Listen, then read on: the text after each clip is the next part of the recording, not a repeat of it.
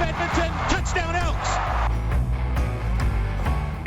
Hey everybody, welcome inside the Joey Moss Suite. This is, of course, our studio for Antler Up. Thanks for joining us. If it's via YouTube or download from your favorite podcatcher, we do appreciate you spending some time with us here. Don't forget, like, follow, and rate Antler Up. And hit that share button as well and let your friends know about it also. Remember to subscribe to the Elks YouTube page as well for great Elks content like Antler Up. Our guest this week is quarterback Taylor Cornelius. Taylor, thanks for joining us. How you doing, man? Yeah, doing great.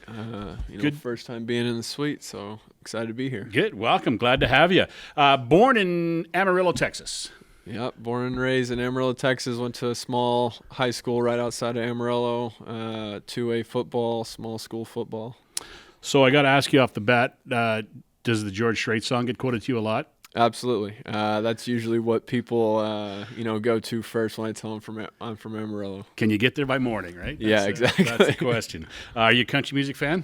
Yeah, I enjoy country music. Not too big into music or anything related to that. I have no rhythm, or at least I've been told, so I try and stay away from it. So do you wear the headphones for the early warm-ups or not? Or a lot of guys are out there. Yeah, I've got some headphones on, but usually it's just today's hits, and I'm just going through it. Yeah. So music's not an important part of your day-to-day routine. Yeah, not an important part of the day-to-day routine. I leave that for my fiance. All right.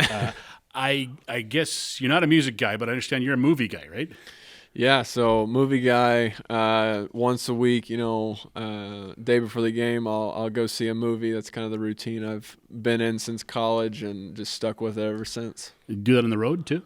Yeah, I've tried to do it on the road as much as I can. If there's nothing out, then I'll rent something and watch it at the hotel. What's your favorite? You got a list of favorite movies? Oh gosh. It depends on the genre, but I just watched Troy. That was a good one. Just rewatched that one.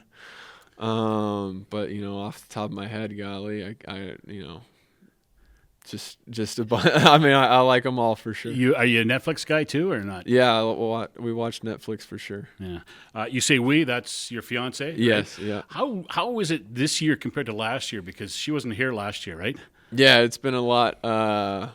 Smoother process this year, us getting to hang out a lot more. FaceTime only does so much. She visited a couple times last year, but being able to have her up here has been a huge help. Excellent. And the dogs too, right? Yeah, I got both dogs are up here. They're ornery as can be, but we still love them. Give me their names and breeds.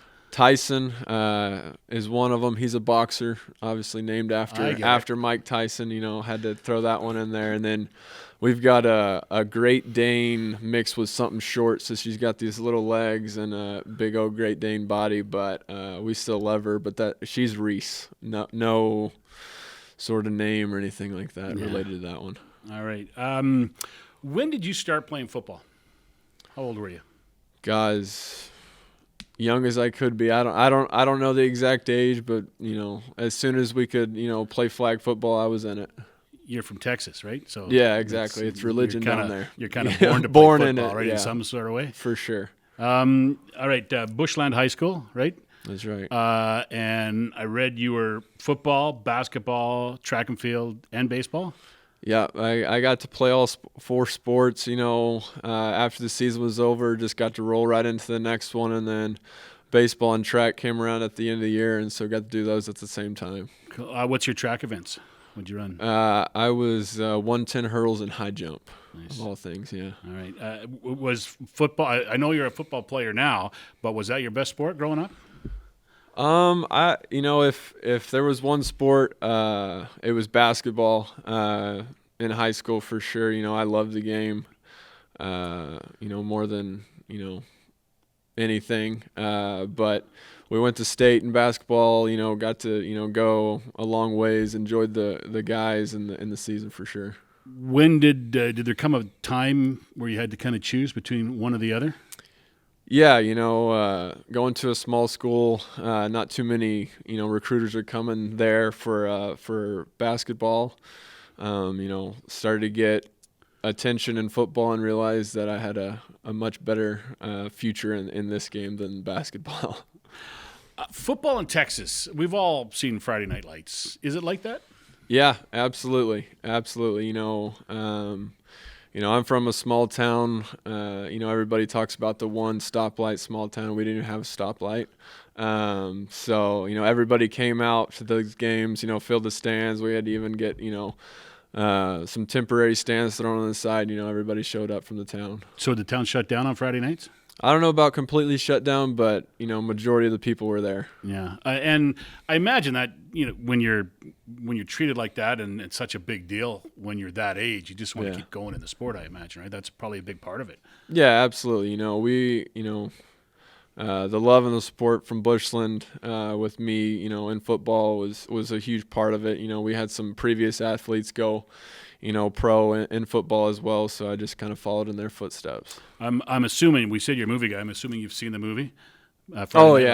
And the TV show. I don't know if you watched the show or not. Multiple times, yep. Seen the TV show a couple times as well. Yeah, it's hard to believe when you watch it just how important the game is in some towns. Yeah, absolutely. I don't know if our town was quite that crazy, but they still love football for sure. All right. So you're playing football at Bushland High School. Were you heavily recruited? You mentioned basketball. Recruiters don't go there. Yeah. Right? Did some football guys show up to watch you? A couple. Later in my senior year,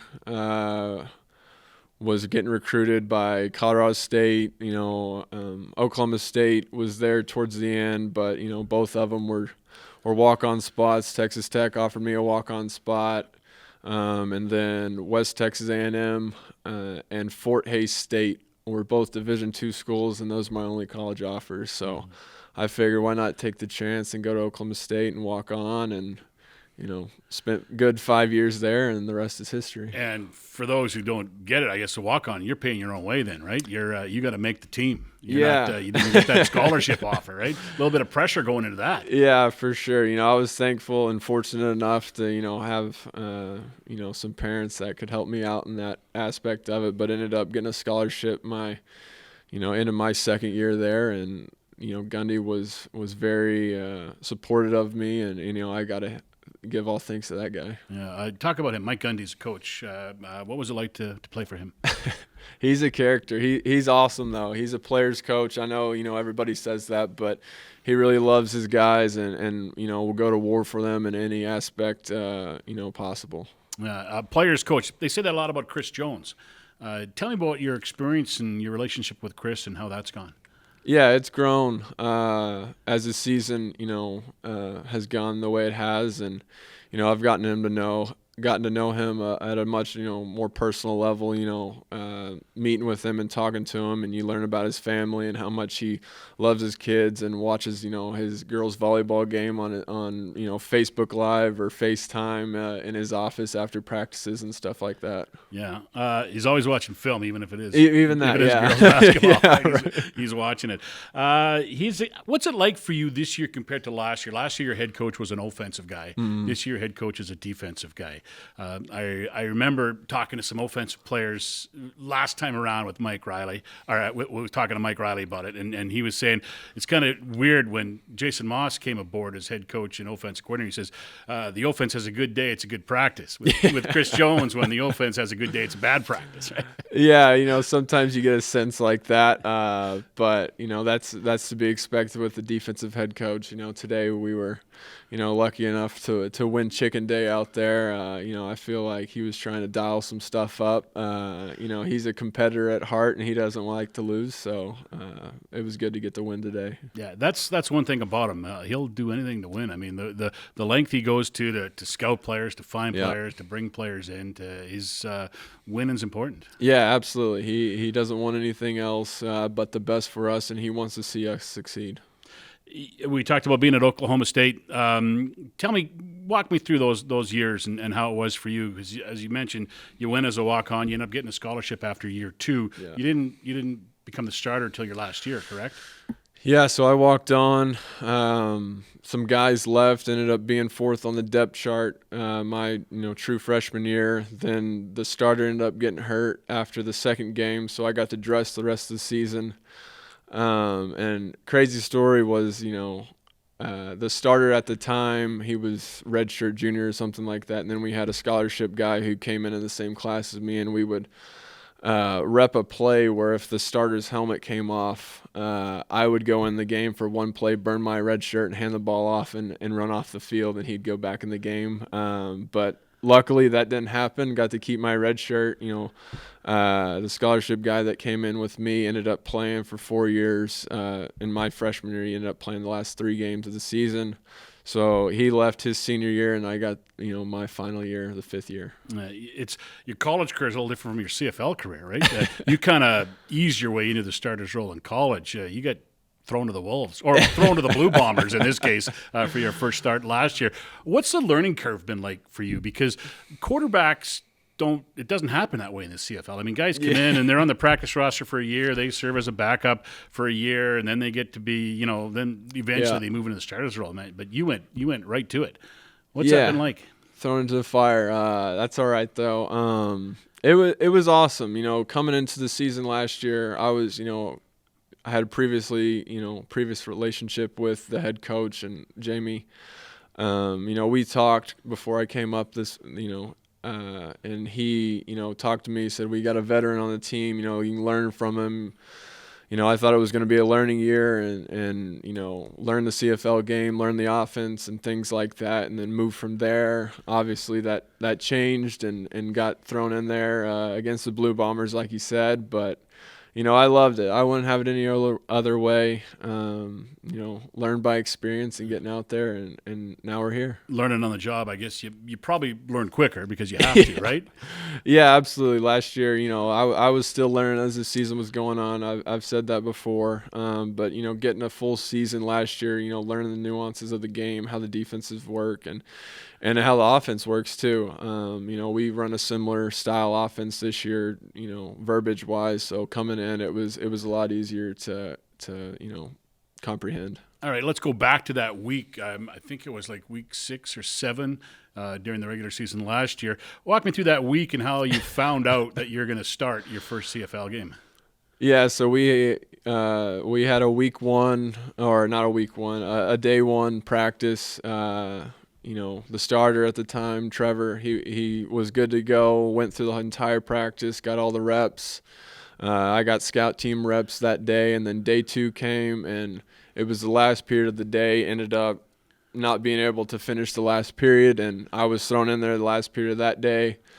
Came off the field, ended up going and talking with Coach Elizondo. He called me up, and he said I was going to get the start, and so had 1 day of prep, and then went and played the Blue Bombers. And that's a tough assignment. Grey Cup champs and pretty good football team. What's your first thought when you get told that? Let's go. That's a competitive nature. Why not go against the best in the league and see what happens? All right. Before Taylor Cornelius ended up in Edmonton, he spent some time with the Green Bay Packers and in the XFL. We'll talk about that when we come back for the second half of Antler Up. The Antler Up podcast is recorded in the Joey Moss Championship Suite. The Joey Moss Suite opened in 2022 to honor Joey, his great legacy, and to remember one of Edmonton's greatest heroes. The Joey Moss Suite is a great place to watch an Elks game from. To learn more about how to purchase the Joey Moss Championship Suite for an upcoming Elks game, email partnerships@goelks.com. So, not drafted out of college. Tell me about where your pro path started. Where'd you go first? Yeah, so after the draft, thought I was going to be an undrafted free agent with the Green Bay Packers. They called during the draft and said, we're going to offer you a contract after the draft is over. We called them back after the draft was over. They said it was given to somebody else. Ended up still going to rookie camp with them, but, things didn't work out the way that I would have wanted to, and so didn't end up making the team, but had a great time. Got to be in an NFL locker room and a system for a few days, and loved every minute of it. And then after that, went to a Rams rookie camp for just a day, and then after that, sat around and worked out and waited for a call and never got one. You eventually got one from the XFL. We'll go to that in a second. But how important can those rookie camps be in the time you spend in an NFL camp, just to be in that atmosphere? I don't know if you got to rub shoulders with Aaron Rodgers or anybody from the main club, but what was it like for you? What was the learning experience like? Yeah, it was, a learning curve for sure, from a college offense that we ran, then going into a pro style, the verbiage is completely different, and just seeing how, they operate, how their meetings were, our rookie camp was just like a normal day for them. And it was just cool to be around those coaches. LaFleur was there. I got to talk to him a little bit and just, listen to how they think and see the game. Mm-hmm. So Green Bay, and you said you went to Rams for a bit, and then the XFL comes around. Yeah. How did you get to the XFL? Yeah, and randomly, I went to a Houston XFL showcase just to see what would happen. Got called, and they asked me to come down there. So I went to that, went through the whole combine/throwing process that they had down there. And then waited around for a while, and then ended up getting a call from, the Tampa Bay Vipers, the XFL team, and they said, that we really like you and we love what you do, blah, blah, blah, and hopefully we can get you. And then, it progressed into a bigger relationship. They'd call more often, see what I was doing and things like that. And then got a call a couple of days before the draft from Mark Trestman.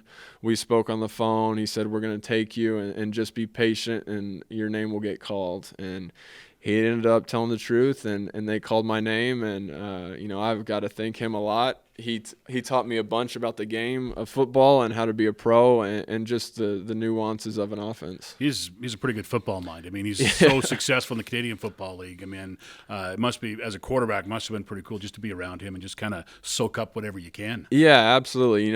His knowledge of the game goes way back.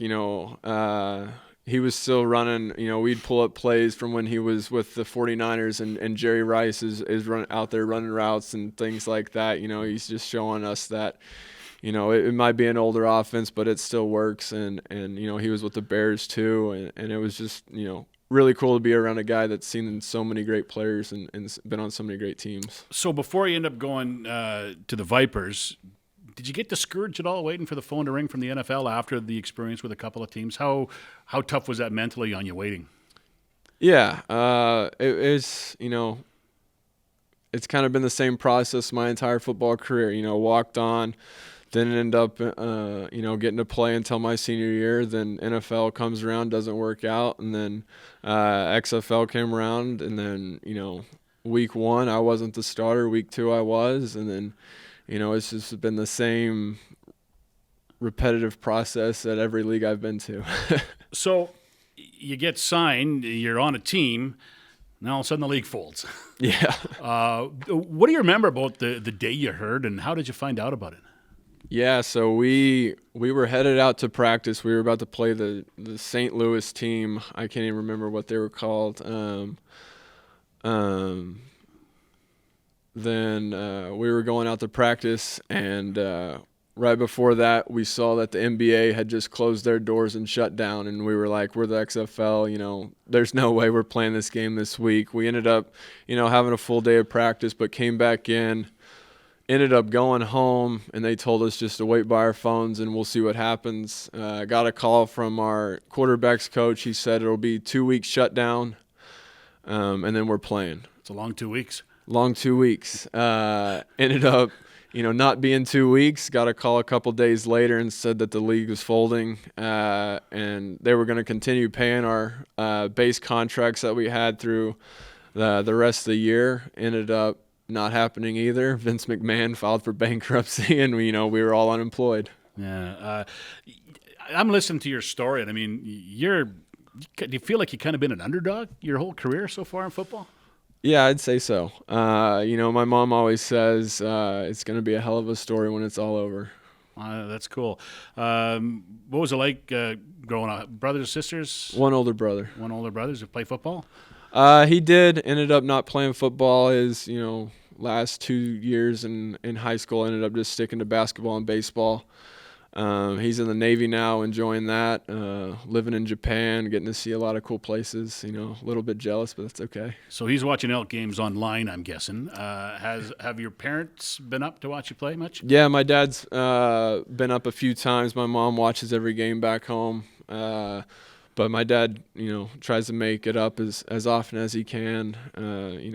They've got a lot of support from me, and, got to appreciate that. Yeah, that's the thing, especially with what you've gone through, as we talked about being the underdog, you got to have the family behind you, right? Yeah, no doubt about that. Even the last year when I was first coming up here, my fiance, we talked. I kind of thought football was over. Nobody was calling or anything like that, and then ended up getting a call from Jamie last year. He called me on a Wednesday and said I had until Friday to make a decision, and we talked about it, and I got to thank Abby a lot. She's really the one that said, you're going to regret it if you don't go up there, and now I'm here. That's the thing, right? You don't know when the chances are coming, right? Yeah. You got to jump on them when you get the opportunity, and make the most of them, which you've done so far, right? That's the toughest thing. A lot of guys get chances, but a lot of guys don't make the most of them, right?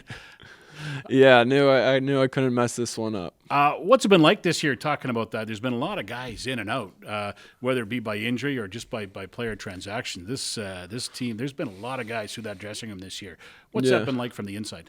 Yeah, it's been a 21-week training camp. We knew it wasn't going to happen overnight to build this thing to where we want it, but we feel like we're in a much better situation right now than where we were, starting the year. And there's been a lot less roster turnover, and I feel like the group of guys we have here is something that we can build on. You're the underdog no more with this organization. The 2-year contract extension, which you got earlier this season, how important was it to you to get a commitment and to commit to this organization? Yeah, it was huge. Just to see, how things can change so quickly, and that Jones talked to me a few weeks before that got the contract offer, and he said that we want you here. And, waited a couple of weeks and ended up, finally getting some, contract talks between my agent and Chris Jones and G. Roy. And then I left it up to them to, figure out the numbers system and stuff like that. But, I'm happy to be here, and I wouldn't want to be anywhere else. Are you a call me when it's done kind of guy, or were you saying what's the latest offer, what's going on a lot? Yeah, my agent was sending me the offers that they sent, but, it wasn't really too much back and forth. We felt like, where they were was at a good spot, and we just wanted a few different things in there, but that was all, my agent doing. I didn't know, too much about that. You've come a long way this year from where you started. How difficult were the first 5 games? I think it was 5 games this season that you didn't dress to start the year after obviously being the starter down the stretch last year. Mm-hmm. How difficult was it for you? Yeah, it just going back to my past, it wasn't like anything else I'd, done before. So I had been in that situation. I knew just, keep my head down and keep working and doing all the things right to put myself in a situation to be successful when my name was, called upon. And, I felt like, going into that Montreal week, I had done all the things right that I needed to do. And I guess it's okay to have that mindset and everything, but you still got to go out and do it. How satisfied and proud of yourself really were you when you got the win in Montreal in dramatic fashion too? Yeah, that was a fun one. Being able to beat those guys on the road on a short week, and some of the guys just making plays down the stretch for me. Kenny was a huge part of that, getting that touchdown late, and then some of his catches, to try and run out the clock there at the end was awesome. Yeah, indeed, it was a memorable win for sure. All right, we've hit the red zone, which is the final 3 questions here on Antler Up. Everybody gets the same questions, Taylor, so we'll see where your answers kind of measure up with everybody else. Let's start with this one. The first CFL game you ever saw? Week 1 of last year. It's amazing how many guys say that. Like the first game they ever saw was the one they played in, right? Yeah. I'd seen highlights, but never a full game. And, I think the U.S. needs to get on board. Yeah, it's fun football when it's played at a high level. Isn't Yeah, it? absolutely. With the rules and everything. All right. Your greatest football memory? Greatest football memory. Oh, man.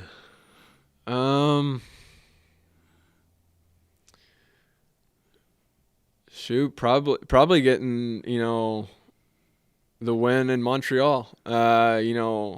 Given the things leading up to that week, sitting out 5 games, and then getting a start on a short week and going in there and getting a win on the road was awesome. Cool. Last one for you. Biggest name in your phone? Biggest name in my phone. Parker McCollum. Parker McCollum. Okay. Who's he? For those of us who don't know. He's a Texas country singer. From Austin. That's perfect. We started with music. We'll end with music. Right. There you go. Taylor, thanks for your time, man. Appreciate it. Good luck to you the rest of the way and moving forward with the Elks. Yeah, no problem. Thank you. All right. He is Taylor Cornelius. I'm Morley Scott. We'll catch you next time on Antler Up. Antler Up, Edmonton. Touchdown, Elks. He'll walk the dog to the end zone. Antler Up, Edmonton. Touchdown, Elks.